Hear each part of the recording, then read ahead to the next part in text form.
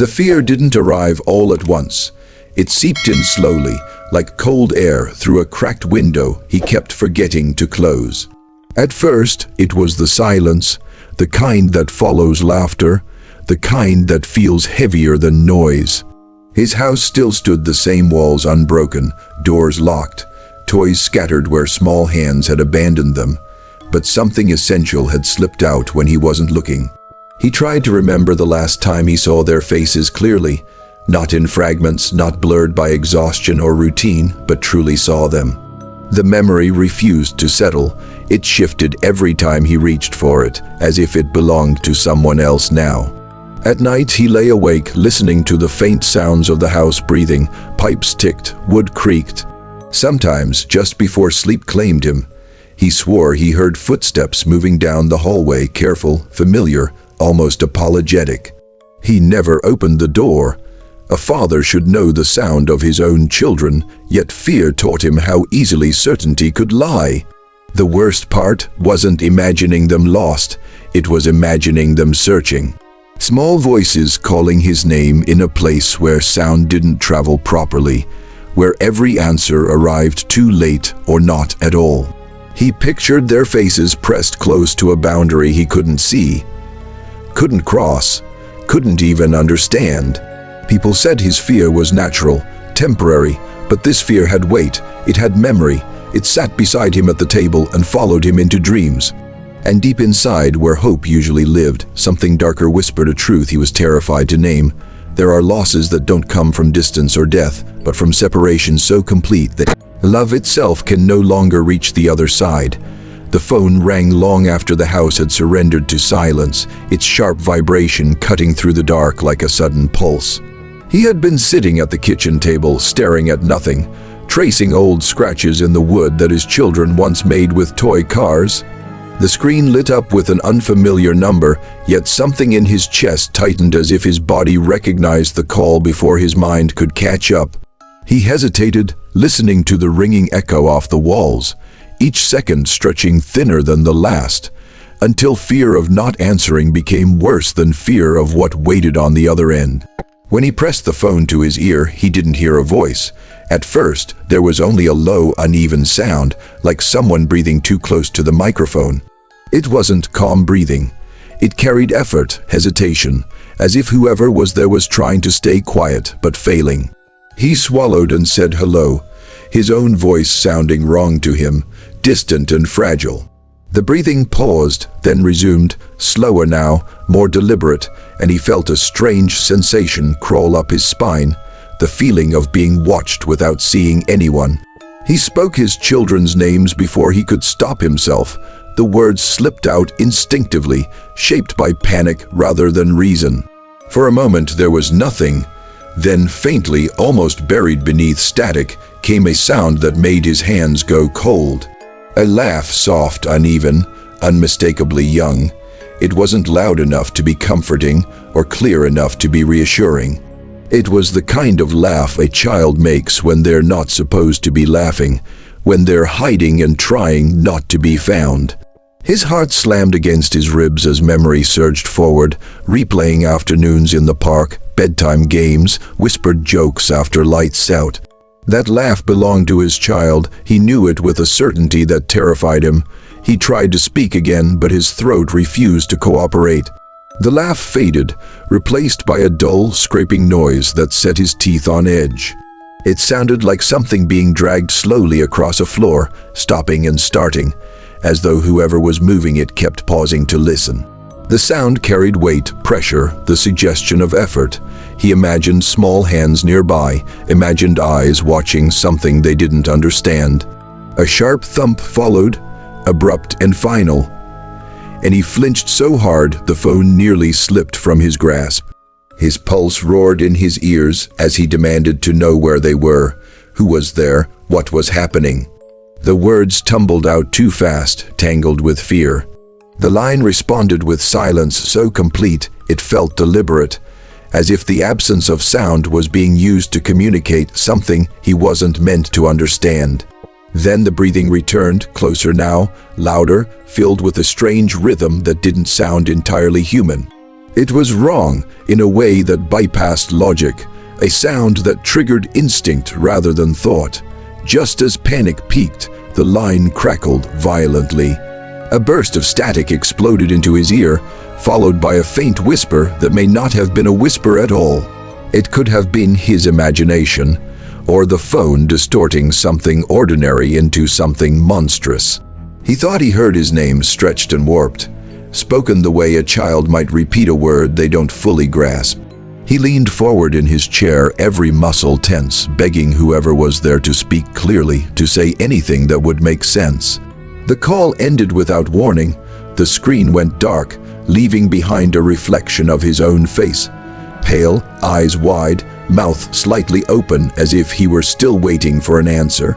He stayed frozen, phone pressed to his ear, listening to the empty line long after it had gone dead. The silence felt thicker now, heavier than before, pressing against him from all sides. When he finally lowered the phone, his hands were trembling. He checked the call log, hoping to find proof that this had really happened, that it wasn't some cruel trick of exhaustion or grief. The number was there, untraceable, offering no comfort. He tried calling it back immediately, then again and again, but each attempt was met with the same automated message telling him the number was unavailable. As the reality of the call began to sink in, a deeper fear emerged beneath the initial shock. If it had been a prank, it was too precise, too personal. If it had been a mistake, it carried knowledge no stranger should possess.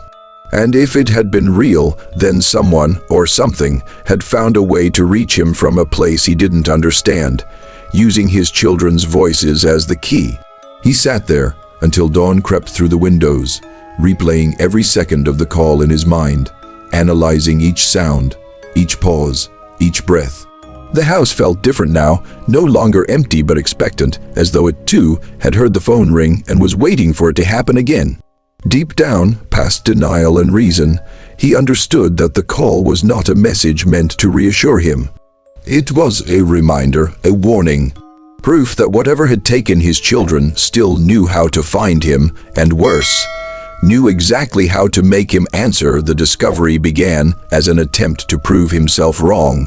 He told himself that fear had twisted his thinking, that exhaustion had blurred facts, and that the fastest way back to sanity was paperwork. Schools kept records, systems were built on order. If his children existed anywhere beyond his memory, their names would be there, neatly typed and undeniable. He drove to the school on a gray morning that felt unfinished, as though the day itself was waiting for something bad to happen.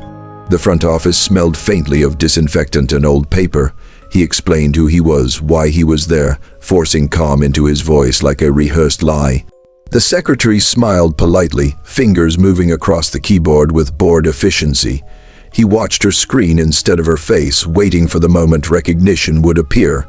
It didn't. Her brow furrowed slightly, then smoothed out again as she tried another search, then another. She asked him to spell their names. He did, slowly, carefully, as if the wrong letter might erase them forever. After several minutes, she looked up with an apologetic expression that felt rehearsed from years of delivering small disappointments. She told him she couldn't find any records, no enrollment forms, no attendance history, no emergency contact files. Nothing. He laughed before he realized he was doing it, a short, hollow sound that didn't belong to humor. He told her there had to be a mistake. They had attended for months. Teachers knew them. Other children knew them. She nodded and called the vice principal, then the registrar. Each person repeated the same steps, each result returning the same emptiness. They let him sit in a small office while they checked older backups, archived data, even paper files stored in metal cabinets that groaned when opened. Time stretched thin as he stared at walls decorated with children's artwork, crayon drawings of families holding hands beneath suns that smiled too brightly. His chest tightened as he searched the drawings for something familiar, a color choice, a crooked signature, any proof that his children had once passed through this place. There was nothing. When the vice principal finally spoke, her voice softened in a way that suggested concern but also distance. She said gently that there was no evidence his children had ever been enrolled at the school. Not this year. Not last year. Not at any point. The words didn't register immediately. His mind rejected them outright, the way the body rejects poison. He argued, listing dates, events, parent-teacher meetings, school plays. He described backpacks, lunchboxes, a lost sweater retrieved from the lost and found. The details spilled out desperately, as if accuracy alone could resurrect reality. They listened, exchanged glances, and eventually suggested he might be confusing this school with another. The idea struck him as absurd. He knew the route by heart. He knew the cracks in the sidewalk outside. He knew where his children liked to race each other to the gate. Memory rose up in defense, vivid and insistent, yet it collided with the quiet authority of the records, with screens and files that insisted those memories had no foundation. He left the school with copies of blank search results and a headache that throbbed behind his eyes. The parking lot felt wrong, too open, too exposed. He sat in his car and tried to breathe through the rising panic. Schools could make mistakes, he told himself. Systems failed, data got lost. But as he drove to the district office, doubt began to gnaw at the edges of his certainty. The district office was larger, colder, its halls lined with framed mission statements and photographs of smiling administrators. He repeated the process, this time watched more closely. His request drew a different kind of attention here, quieter but sharper. More searches were performed, more keyboards clicked, more pauses followed. The result was the same. No digital footprint, no paper trail. It was as if his children had never been assigned identification numbers, never existed within the bureaucratic machine that tracked every student from entry to exit. One administrator suggested checking birth records next, her tone carefully neutral. The suggestion hit him like a physical blow. Birth records were foundational, immutable. He left before his anger could surface fully, afraid of what he might say if he stayed. Outside, the sky had darkened, clouds gathering without promise of rain, and for the first time he felt something close to vertigo, as if the ground beneath him had shifted without warning. At home, he tore through old folders, photo albums, and storage boxes. He found drawings signed with childish handwriting, height marks on the doorframe, clothes too small to fit anyone anymore. The physical evidence was everywhere, stubborn and real. Yet when he tried to match those artifacts to any official record, the connection failed. His phone showed no saved school numbers. Emails referencing teachers had vanished. Calendar reminders that once structured his days were gone, replaced by empty dates. He logged into online portals he remembered using, only to be told his credentials were invalid or non-existent. Password recovery returned nothing. It was as though every system that acknowledged his children had quietly agreed to forget them. The fear that had started as a sharp spike now settled into something heavier, more corrosive. This was not loss in the traditional sense. This was erasure. The most disturbing realization arrived slowly, creeping in as he reviewed his own memories. He could remember their faces, their voices, their habits with painful clarity. But when he tried to recall a teacher's full name, a classmate's surname, a specific lesson they talked about at dinner, the details blurred. The gaps felt unnatural, as if someone had carefully removed connective tissue while leaving the surface intact. By nightfall, he understood that the absence of records was not a simple administrative error. It was consistent, thorough, and absolute. Whatever had happened had not only taken his children from his sight, but had severed them from the structures that proved they belonged to the world at all. The fear sharpened into something colder as he grasped the implication that if institutions no longer recognized his children, then soon others might stop believing they ever existed, and eventually he might be the only one left fighting to remember something the world itself was determined to deny the encounter happened by accident, the way the most devastating truths often do. He was returning home with groceries he didn't remember choosing, his mind elsewhere, replaying unanswered questions, when he saw her standing near the fence that separated their properties. She was an older woman, someone who had lived there longer than he had, the kind of neighbor who noticed patterns and routines because she had little else to do. She waved, hesitated, then walked toward him with a look that suggested uncertainty mixed with recognition. She asked how he was holding up. The question startled him, not because of its kindness, but because of its assumption. Holding up from what? He answered vaguely, and she nodded as though confirming something to herself. There was an awkward pause, the kind that fills with words if neither person stops it. She didn't stop it. She told him she'd been meaning to say something but hadn't known how. Her voice lowered, glancing briefly toward his house, then back at him. She said she had seen his children a few nights ago. The sentence landed softly, but carried an impact that knocked the breath from his lungs. He froze, grocery bags digging into his fingers as he tried to understand what she had just said. He asked her to repeat it. She did, slower this time, describing the scene with casual confidence. She said it was late, past the hour when children should be outside, and that had been the first thing that caught her attention.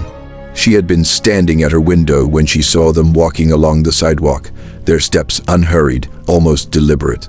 She smiled as she spoke, recalling how polite they looked, how quiet. Then she added the detail that shattered him completely. She said they were walking with him. He laughed reflexively, a sharp sound that startled her. He told her that couldn't be right. He had been home that night, alone. He remembered it too clearly, remembered the silence pressing in, remembered standing in the kitchen long after midnight with the lights off. There was no version of that night where he had been outside, walking with his children. She frowned, clearly confused by his reaction. She insisted she knew what she had seen. She described his jacket, the way he walked slightly hunched, hands in his pockets. She said she almost called out to him but didn't want to intrude, especially that late. Her certainty was unshakable, delivered without drama or doubt, which made it infinitely worse. His mind began to race, assembling and discarding explanations faster than he could articulate them. A mistake, a resemblance, a trick of the light, but each rational possibility collapsed under the weight of her description. She knew his children's faces. She knew their heights, the way one always lagged a step behind the other. These weren't guesses, they were observations. He asked her where they were going. She paused, searching her memory, then said they were heading toward the old service road behind the houses. The place no one used anymore, the place that led toward the abandoned lots and the woods beyond. She said she remembered because she had wondered why anyone would walk that way at night. His chest tightened painfully. That road had always unsettled him, even in daylight. He couldn't explain why, only that it felt like a boundary rather than a path. A line between places where things made sense and places where they didn't. He had never taken his children there. He was certain of that, or at least he had been until now. He asked what time she had seen them. She told him. The exact time matched the moment he remembered standing alone in his kitchen, staring at the phone, fighting the urge to call numbers that no longer existed. The overlap made his skin crawl, two versions of him, occupying different places at the same time, one remembered vividly, one witnessed by someone else. She asked if everything was all right. He told her yes, too quickly, and thanked her for letting him know. She looked unconvinced but didn't push. As she walked back to her house, he stood there long after, groceries forgotten, feeling as though something fundamental had fractured inside him. That night, sleep was impossible. He replayed her words again and again, testing them against his memories. The more he examined them, the less solid his own recollections felt. He remembered being alone, but memory had already betrayed him once. Records had vanished, proof had dissolved. What authority did his certainty hold anymore? He began to question the edges of that night. Small gaps emerged where confidence used to be. He remembered silence, but couldn't remember how it began. He remembered darkness, but not whether he had turned off the lights himself. The realization crept in slowly, cold and unwelcome, that his memory of being alone might not be complete. That something could have happened beyond his awareness, beyond his ability to retain it. The thought that haunted him most was not that someone had impersonated him. It was that something had used him, worn his shape, walked beside his children, wearing his face well enough to convince a neighbor who had known him for years. The idea felt obscene, a violation that went deeper than physical harm. He got up before dawn and drove to the service road. Mist hung low over the ground, softening the world into vague shapes. The road itself was cracked and uneven, weeds pushing through asphalt like slow, persistent fingers. He followed it on foot, heart pounding with each step, scanning the ground for anything that didn't belong. There were footprints, small ones, and alongside them, larger ones that matched his stride almost perfectly. They led away from the neighborhood, toward the trees, where the road dissolved into dirt and shadow, where the air felt heavier, as if sound itself hesitated to move forward. He stopped at the edge, staring into the space where the footprints disappeared, understanding with a sick clarity that whatever his neighbor had seen was not a misunderstanding, and that somewhere, between memory and reality, a version of him had taken his children by the hand and walked them into a place he could not remember entering, and might never be able to leave. The objects began appearing quietly, without announcement or pattern, as if the house itself were testing his attention. The first was a small red shoe, scuffed at the toe, placed neatly beside the front door where shoes were meant to go. He noticed it only because he nearly tripped over it on his way out one morning. For several seconds he simply stared, convinced exhaustion was rearranging reality. He picked it up, turned it over in his hands, felt the worn fabric and the faint grit embedded in the sole. It was undeniably real. It was undeniably his child's. He searched the house immediately, moving from room to room with frantic precision. He opened closets, checked under beds, pulled out drawers, hoping to find the other shoe somewhere obvious. He didn't. The rest of the house remained exactly as it had been before, empty and uncooperative. When he returned to the front door, the space where the shoe had been was bare, as if it had never been there at all. His heart pounded as he scanned the floor, the hallway, the porch beyond the door, but the shoe was gone. He told himself it was stress, grief, hallucination born from sleepless nights and unanswered fear. Yet the next appearance came that same evening. This time it was a crumpled drawing tucked between the pages of a book he hadn't opened in weeks. He found it while absent, mindedly flipping through the book, a habit he had developed just to feel time moving. The drawing was unmistakable: a crude house, a stick, figure family, and a sun scribbled too large in the corner. His chest tightened as he recognized the uneven lines, the way one figure was drawn slightly taller than the others, a detail his child always insisted on including. He sat down heavily, the book slipping from his hands. He knew exactly where that drawing had been stored. He remembered putting it away in a box in the attic, along with dozens of others, preserved like evidence against forgetting. He had checked that box not 2 days earlier. It had been sealed, untouched. Yet here was the drawing, warm from his hands, smelling faintly of dust and crayons. Panic drove him back to the attic. He climbed the ladder too quickly, scraping his arm, barely noticing the pain. The box was where he left it. The tape was intact. Inside, the drawings were still there, including the one he now held. 2 identical versions existed simultaneously, one in his trembling hands, one nestled among the others as though it had never moved. The logic of it refused to settle. He felt as if the house were duplicating pieces of his past, pulling them forward without explanation. From that night on, the appearances became more frequent. A favorite spoon left on the kitchen counter, a small sweater folded neatly on the couch, a toy car placed on the bathroom sink, its wheels still faintly damp, as though it had been washed. Each time, he searched obsessively, retracing steps, checking security cameras that showed nothing out of place. The footage betrayed him completely.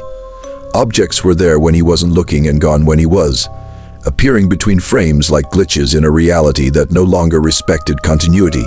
What terrified him most was the care with which the objects were placed. Nothing was thrown or scattered. Nothing appeared broken or damaged. Each item was arranged thoughtfully, respectfully, as though whoever was doing this understood their meaning. As though they were reminders rather than clues, he began to feel watched, not in the sense of being hunted, but observed with a patient, almost tender interest. He stopped inviting people over.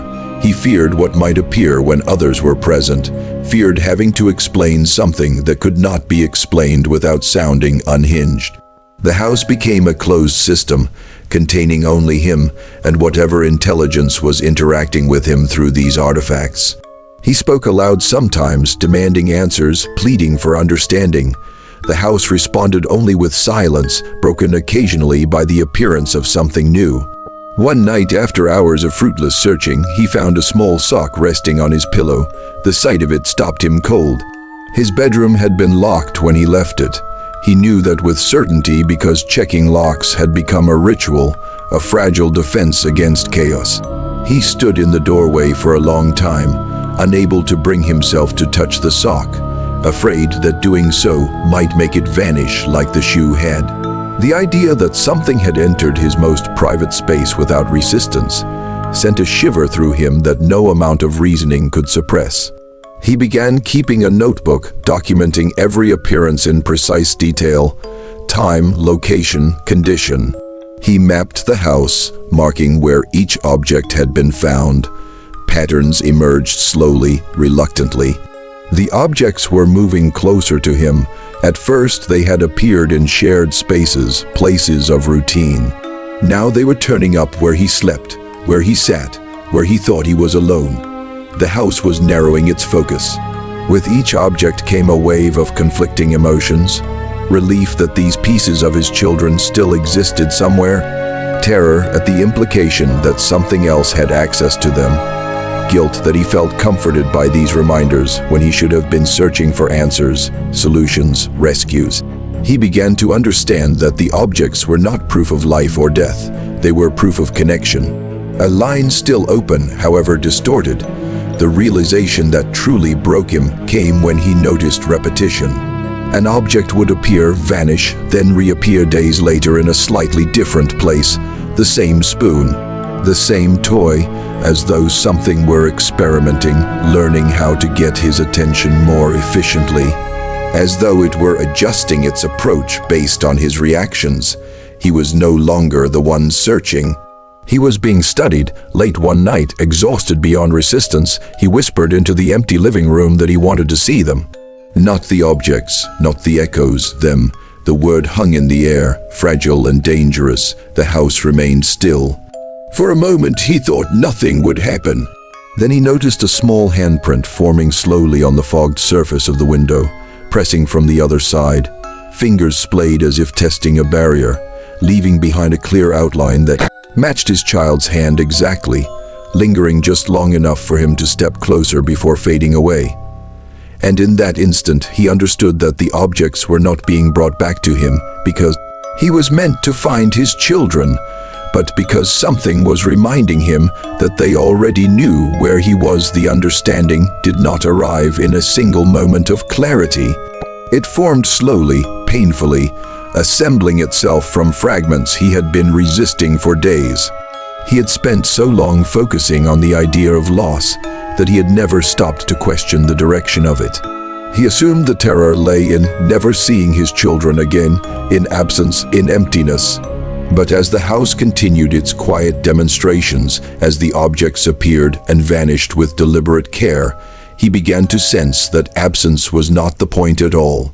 It began with a dream, though dream felt like the wrong word for it. He found himself standing in a place that resembled his home, but wasn't quite right. The walls were too smooth, the corners slightly rounded, as if the space had been remembered rather than built. His children were there, only a few steps away, their faces clear and vivid in a way memory rarely allowed. Relief surged through him so strongly it nearly brought him to his knees. He reached for them, calling their names, but something invisible resisted his movement. It wasn't a wall, it wasn't force, it was more like distance behaving incorrectly, stretching and thickening no matter how hard he tried to cross it. They looked at him with expressions he couldn't immediately interpret, not fear, not sadness, something closer to concern. One of them lifted a hand, pressing it against the air between them, mimicking the handprint he had seen on the window. He did the same, palm to nothing, and felt an ache that went beyond physical pain. When he woke, the sensation lingered, his hand tingling as though he had touched something very cold. From that moment on, everything shifted. He stopped asking where his children were, and started asking where he was in relation to them. The house felt less like a place of haunting and more like a boundary point, a thin overlap between two incompatible realities. The objects were not messages sent forward, they were bleed-throughs, moments where the separation weakened just enough to let something familiar slip across. He tested the idea cautiously. He spoke aloud, not demanding, not pleading, but describing mundane things. He talked about the weather, about meals he remembered cooking, about stories he used to tell at bedtime. Sometimes nothing happened. Other times an object appeared shortly after, placed with a precision that felt responsive. When he mentioned a scraped knee, he found a small adhesive bandage on the kitchen table. When he recalled a game they loved, a single game piece appeared on the floor near his chair. The timing was too exact to ignore. What frightened him most was how natural it began to feel. The terror dulled, replaced by a quiet, aching familiarity. He found himself structuring his days around these moments, speaking into the house as if into a listening ear. He realized with a jolt of shame that part of him was adapting, learning how to exist in this distorted form of closeness. The fear he once felt of losing his children entirely was being replaced by something more insidious, acceptance of partial connection. The final piece fell into place when he tried to leave. He packed a bag one morning, driven by a sudden conviction that distance might break whatever held this place together. As he stepped toward the door, dizziness struck him so violently he had to grab the wall to stay upright. The air felt thick, resistant, like walking into deep water. His vision blurred, and a pressure built in his chest that mimicked grief so intensely he cried out without meaning to. The moment he stepped back, the sensation eased. The message was unmistakable. The boundary worked both ways.